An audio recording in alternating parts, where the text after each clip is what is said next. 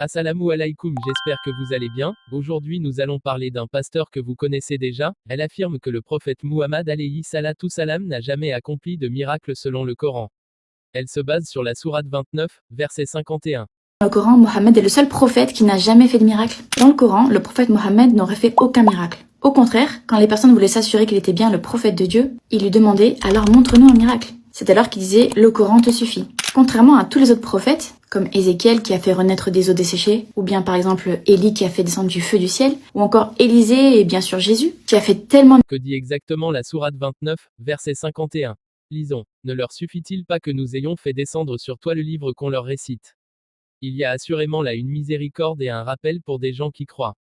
Contrairement à ce que la dame veut nous faire croire, ce verset ne nie pas que le prophète Muhammad alayhi salatu salam ait fait des miracles. Mais il met l'accent sur la nature miraculeuse du Coran lui-même. Le Coran est ici présenté comme le miracle suprême et suffisant pour prouver la mission prophétique de Muhammad alayhi salatu salam. En d'autres termes, la suffisance du Coran comme miracle n'implique pas l'absence d'autres miracles.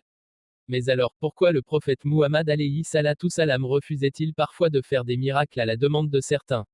Le Coran donne une explication claire sur la sagesse divine derrière le refus de certains miracles. Sourate 17, verset 59. Rien ne nous empêche d'envoyer des miracles si ce n'est que les anciens les avaient traités de mensonges. Cela montre que les miracles ne sont pas une garantie de foi. Lorsque les gens rejettent un miracle, la punition d'Allah s'ensuit.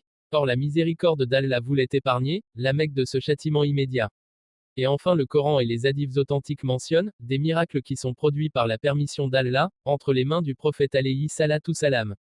Comme la scission de la lune en deux. Sourate 54, versets 1 à 2. Leur approche et la lune s'est fendue. Et s'ils voient un prodige, ils s'en détournent et disent, une magie persistante. Ici le verset te parle d'un prodige, suite à la demande des Kouraïch confirmée dans plusieurs hadiths sahih, comme ce rapporté par Al-Buhari et Muslim. Nous avons aussi le miracle de l'eau jaillissant des doigts du prophète. D'après Anas, qu'Allah l'agré, a dit, j'ai vu le messager d'Allah alayhi salatu salam, lorsque l'heure de la prière est arrivée, et les gens cherchaient de l'eau pour faire leurs ablutions, mais ils n'en trouvèrent pas. Alors on apporta au messager d'Allah alayhi salatu salam, un récipient, et ordonna aux gens de faire leurs ablutions à partir de cette eau.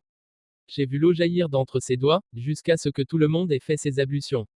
Rapporté par Buhari. Et après la dame viendra dire que le prophète alayhi salatu salam n'accomplit aucun miracle, mais d'où vous sortez ça madame? En conclusion, le pasteur Amaya commet plusieurs erreurs. 1. Elle sort la sourate 29, verset 51 de son contexte pour nier l'existence des miracles du prophète. 2. Elle ne comprend pas que le refus de certains miracles répond à une logique divine de miséricorde. 3. Elle ignore les preuves relatant les miracles, le Coran et la Sunna. Le prophète Muhammad